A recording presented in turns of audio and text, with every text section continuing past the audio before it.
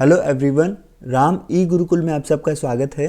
आज हम लोग इंडियन पॉलिटी में नीति आयोग टॉपिक डिस्कस करेंगे।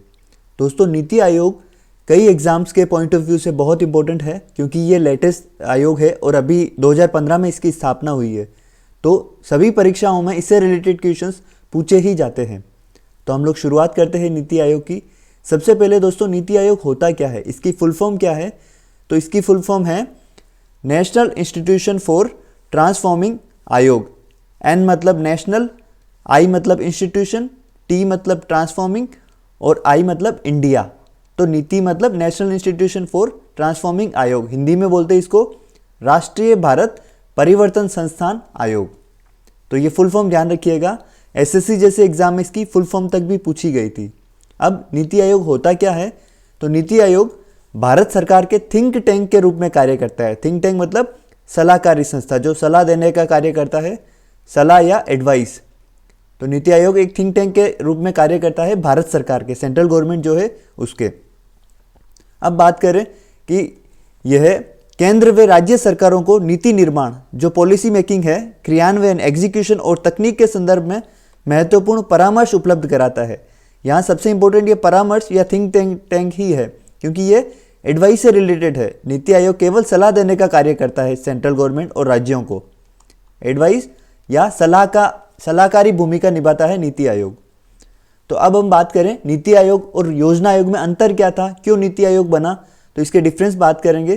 तो सबसे पहला डिफरेंस है कि नीति आयोग राज्यों की सलाह से योजना का निर्माण करता है। जो प्लानिंग होती है, पॉलिसीज होती है, वो राज्यों की सलाह से बनाई जाती है। जबकि योजना आयोग में क्या था, यह केंद्र सरकार द्वारा योजनाओं का निर्माण होता था, राज्यों से परामर्श नहीं लिया जाता था।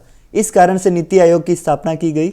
अगला है कि नीति आयोग की केवल सलाहकारी भूमिका है। नीति आयोग को पावर नहीं है जैसी योजना आयोग को थी, ये केवल एडवाइस दे सकता है, थिंक टैंक के रूप में कार्य करता है। जबकि योजना आयोग को राज्यों को वित्तीय आवंटन मतलब पैसों का डिस्ट्रीब्यूशन भी योजना आयोग द्वारा किया जाता था। तो इस मामले में योजना आयोग स्ट्रॉन्ग था, लेकिन नीति आयोग में सभी कार्य राज्यों की सलाह से होते हैं, ये इंपॉर्टेंट है। तो इस कारण से नीति आयोग की स्थापना की गई। अब अगली बात करें तो नीति आयोग में राज्यों की अधिक भागीदारी है बजाय कि योजना आयोग के। योजना आयोग में योजनाओं का निर्माण तो केंद्र सरकार द्वारा होता था, राज्यों की कोई भागीदारी नहीं होती। इस कारण से नीति आयोग में राज्यों को अधिक भागीदारी देने के लिए इसकी स्थापना की गई थी, जबकि योजना आयोग में राज्यों की नगण्य भागीदारी होती थी। ठीक है, अब हम बात करें कि नीति आयोग के भाग है, दो बहुत इंपॉर्टेंट भाग है। पहला है इसमें नॉलेज एंड इनोवेशन हब और दूसरा है टीम इंडिया हब। तो नॉलेज एंड इनोवेशन हब का कार्य क्या है कि यह ज्ञान व तकनीक की सहायता से बेहतर योजनाओं का निर्माण करता है। नॉलेज मतलब ज्ञान और इनोवेशन मतलब जो नई नई टेक्नोलॉजी है उनकी सहायता से बढ़िया पॉलिसीज बनाकर केंद्र और राज्यों को इसके बारे में सलाह देता है। जबकि टीम इंडिया हब का कार्य क्या है, यह केंद्र व राज्यों के बीच समन्वय, कोऑर्डिनेशन से कार्य करने का कार्य होता है इसका। तो नीति आयोग के दो बहुत इंपॉर्टेंट भाग है। अब हम बात करेंगे इसकी पृष्ठभूमि की, बैकग्राउंड की, कि भाई नीति आयोग की स्थापना क्यों की गई। तो दोस्तों, 29 मई 2014 को जब नरेंद्र मोदी की सरकार आई थी तो एक रिपोर्ट में योजना आयोग की समाप्ति का सुझाव दिया गया। तो इसी आधार पर 15 अगस्त 2014 को प्रधानमंत्री श्री नरेंद्र मोदी ने योजना आयोग के स्थान पर नीति आयोग की स्थापना की घोषणा की। यह ध्यान रखिएगा, स्थापना नहीं हुई थी, सिर्फ घोषणा की थी। ठीक है, अब नीति आयोग की स्थापना हुई थी 1 जनवरी 2015 को। यह कई एग्जाम में क्वेश्चन पूछा गया कि नीति आयोग की स्थापना कब हुई, तो 1 जनवरी 2015 को हुई थी नीति आयोग की स्थापना। और कैसे हुई थी? कार्यपालिकीय प्रस्ताव द्वारा, मतलब केंद्रीय मंत्रिमंडल ने एक प्रस्ताव पारित किया, उस प्रस्ताव के आधार पर नीति आयोग की स्थापना हो गई। ठीक है, तो यहां से दो क्वेश्चन बनेंगे। एक तो नीति आयोग की स्थापना कब हुई, 1 जनवरी 2015, और किस आधार पर हुई, तो कार्यपालिकीय प्रस्ताव के आधार पर नीति आयोग की स्थापना हुई थी। तो इस कारण से यह न तो संवैधानिक संस्था है और न ही विधिक संस्था है। अब बात करेंगे संवैधानिक और विधिक क्या क्या होता है। तो इसमें सबसे पहले देखिए दोस्तों, संवैधानिक संस्था वह होती है जिसका संविधान में उल्लेख हो, मतलब संविधान में जिसका उल्लेख रहेगा वह तो होगी संवैधानिक। और विधिक संस्था वह होगी जो कानून द्वारा निर्मित हो, मतलब कानून द्वारा संसद के दोनों सदनों द्वारा पारित हो, तो वह संस्था तो होगी विधिक संस्था। जबकि जिसका संविधान में उल्लेख हो, अनुच्छेद हो जिसका, तो वह होगी संवैधानिक। इस कारण से नीति आयोग न तो संवैधानिक संस्था है और न ही विधिक संस्था है। ये कैसी संस्था है? यह कार्यपालिकीय आदेश द्वारा निर्मित संस्था है, ये ध्यान रखिएगा, कार्यपालिकीय आदेश द्वारा निर्मित संस्था है ये। तो नीति आयोग न तो संवैधानिक है और न ही विधिक है, ये कार्यपालिकीय आदेश द्वारा निर्मित संस्था है। अब बात करें नीति आयोग की संरचना की, तो दोस्तों नीति आयोग का एक अध्यक्ष होता है, वो होता है प्रधानमंत्री।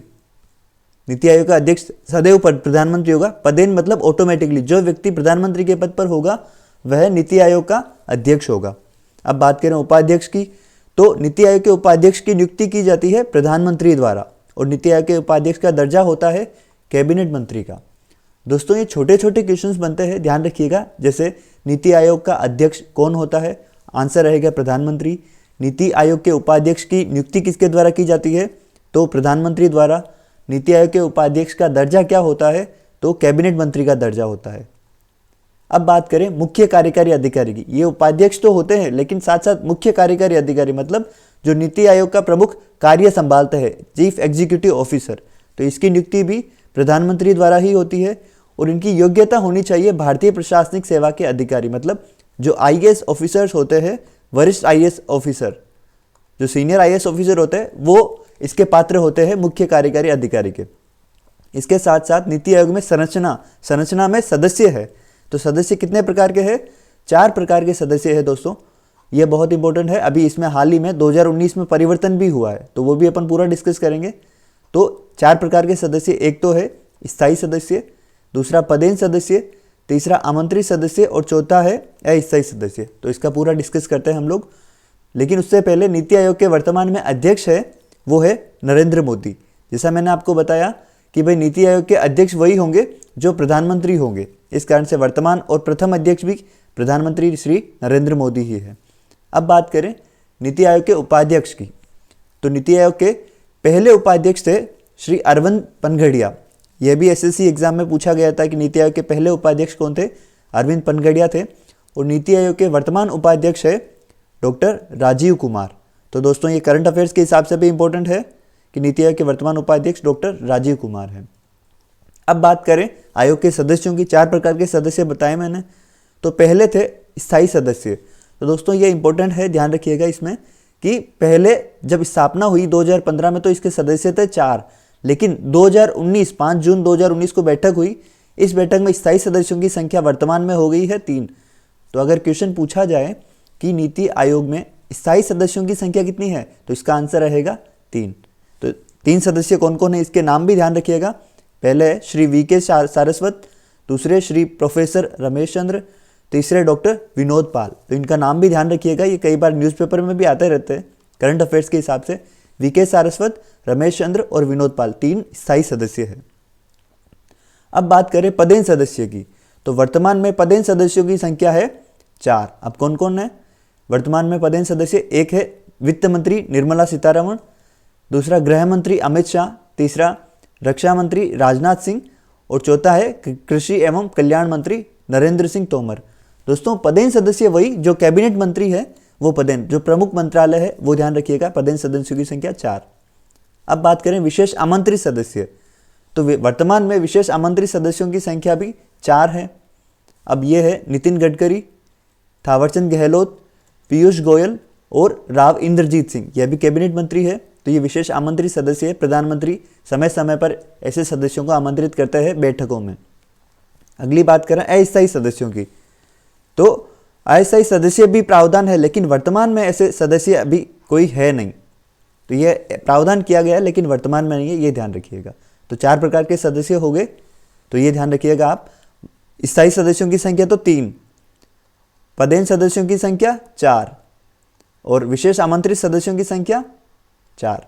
लेकिन साथ साथ ये ध्यान रखिएगा एक अध्यक्ष एक उपाध्यक्ष भी है, तो ये भी ध्यान रखिएगा। दोस्तों राम ई गुरुकुल का चैनल अगर आपने सब्सक्राइब नहीं किया है तो सब्सक्राइब कर लें और बेल आइकन जरूर दबाएं ताकि आपको वीडियो के अपडेट मिलते रहेंगे। दोस्तों अब हम बात करते हैं मुख्य कार्यकारी अधिकारी जो चीफ एग्जीक्यूटिव ऑफिसर है, उसके बारे में हम लोग बात करेंगे।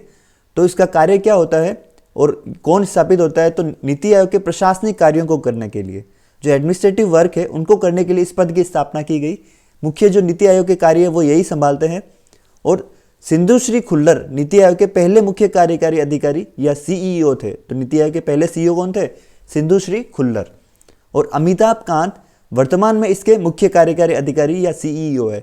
तो ये करंट अफेयर्स के हिसाब से इंपॉर्टेंट हो जाएगा कि अमिताभ कांत इसके मुख्य कार्यकारी अधिकारी है। योग्यता क्या होनी चाहिए आपको पहले ही बता दिया कि भारतीय प्रशासनिक सेवा के अधिकारी या आईएएस को इस वरिष्ठ आईएएस जो सीनियर आईएएस है उनको इस पद पर नियुक्त किया जाता है। कार्यकाल की बात करें तो सीईओ का कार्यकाल अभी वर्तमान में निर्धारित नहीं है, प्रधानमंत्री की इच्छा अनुसार ये कार्यकाल निर्धारित रहता है। ठीक है, तो अब बात करें हम लोग अधिशासी परिषद की। दोस्तों इसको इंग्लिश में गवर्निंग काउंसिल भी कहा जाता है, तो दोनों ही ध्यान रखिएगा, गवर्निंग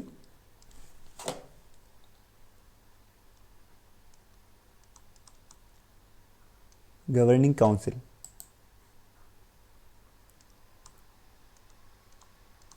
एक तो अधिशासी परिषद और इंग्लिश में गवर्निंग काउंसिल। तो ये दो चीज़ें ध्यान रखिएगा, बहुत इंपॉर्टेंट है, क्योंकि हिंदी और इंग्लिश दोनों में हम लोगों को मालूम होना चाहिए।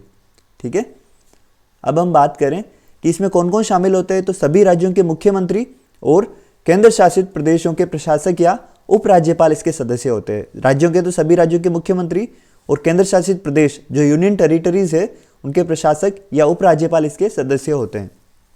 ठीक है, 8 फरवरी 2015 को इसकी पहली बैठक हुई थी। दोस्तों ये ध्यान रखिएगा, एग्जाम में आ सकता है कि गवर्निंग काउंसिल या अधिशासी परिषद की पहली बैठक कब हुई थी? 8 फरवरी 2015 को। नीति आयोग का अध्यक्ष प्रधानमंत्री इसकी अध्यक्षता करते हैं। जो अध्यक्षता करेंगे गवर्निंग काउंसिल की वो करेंगे प्राइम मिनिस्टर, जो पदेन अध्यक्ष होते हैं नीति आयोग के। तो अधिशासी परिषद और नीति आयोग के अध्यक्षता दोनों सेम ही है, प्राइम मिनिस्टर। ठीक है दोस्तों राम ई गुरुकुल में क्लास के साथ साथ क्विज भी प्रोवाइड कराई जा रही है। इससे जो नीति आयोग की क्विज है, जो प्रीवियस ईयर्स एग्जाम में क्वेश्चन पूछे गए, साथ साथ जो पॉसिबल क्वेश्चन है उसकी क्विज भी प्रोवाइड कराई गई है, जिसका लिंक वीडियो के डिस्क्रिप्शन में है। आगे बात करें हम लोग नीति आयोग के कार्यों की, क्या क्या कार्य है। तो दोस्तों नीति आयोग का सबसे प्रमुख कार्य है योजनाओं के निर्माण में, जो पॉलिसी मेकिंग है, तो उसमें सभी राज्यों का सहयोग सुनिश्चित करना और सहयोगी संघवाद की स्थापना करना। दोस्तों मैंने क्लास शुरू होते ही बता दिया कि इसमें राज्यों की भूमिका बढ़ाई गई है। योजना आयोग में राज्यों की कोई भूमिका नहीं थी, केंद्र सरकार ही योजनाओं का निर्माण करती थी, लेकिन नीति आयोग राज्यों का सहयोग सुनिश्चित करता है। और सहयोगी संघवाद मतलब कोऑपरेटिव फेडरलिज्म। इसमें क्या है कि राज्य और केंद्र दोनों मिलकर कार्य करते हैं ताकि उससे विकास अच्छे से हो सके। अगला कार्य क्या है? देश को विकसित बनाने हेतु ग्रामीण व पिछड़े तथा दलितों का सहयोग भी सुनिश्चित करना। नीति आयोग बॉटम जो गांव के लेवल तक पिछड़े लोगों तक भी उनके तक योजनाएं कैसे पहुंचे, उनसे सहयोग लेके, उनसे फीडबैक लेके भी पॉलिसीज बनाता है। तो यह भी एक इम्पोर्टेंट है। तथा नीति निर्माण जो पॉलिसी मेकिंग के लिए सूचना प्रौद्योगिकी मतलब इंफॉर्मेशन टेक्नोलॉजी का अधिकाधिक उपयोग, मतलब अभी हाल ही में आपने देखा होगा कि नीति आयोग टेक्नोलॉजी का अधिक से अधिक उपयोग कर रहा है, हाईटेक हो रही है सभी योजनाएं, तो वो नीति आयोग के कारण ही है। और ये कार्य ही है इनका है कि इंफॉर्मेशन टेक्नोलॉजी का अधिक से अधिक यूज करें।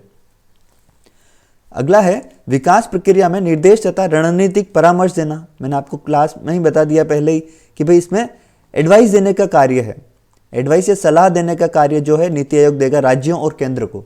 ठीक है, तो ये नीति आयोग के प्रमुख कार्यों में है। इसके साथ साथ आर्थिक नियोजन और नीति निर्माण से राष्ट्रीय सुरक्षा सुनिश्चित करना। दोस्तों योजना आयोग में राष्ट्रीय सुरक्षा सुनिश्चित करने का कोई ऐसा कार्य नहीं था, लेकिन इसमें राष्ट्रीय सुरक्षा सुनिश्चित करना भी नीति आयोग के कार्यों में शामिल होता है। तो ये एक इंपॉर्टेंट पॉइंट है। ठीक है, इस प्रकार नीति आयोग द्वारा केंद्र और राज्यों को संबंधों को पुनः परिभाषित करते हुए सभी राज्यों का नीति निर्माण में योगदान और सहकारी संघवाद को बढ़ावा दिया गया है। यह बहुत इंपॉर्टेंट है क्योंकि ये उद्देश्यों और कार्यों में दोनों में शामिल है।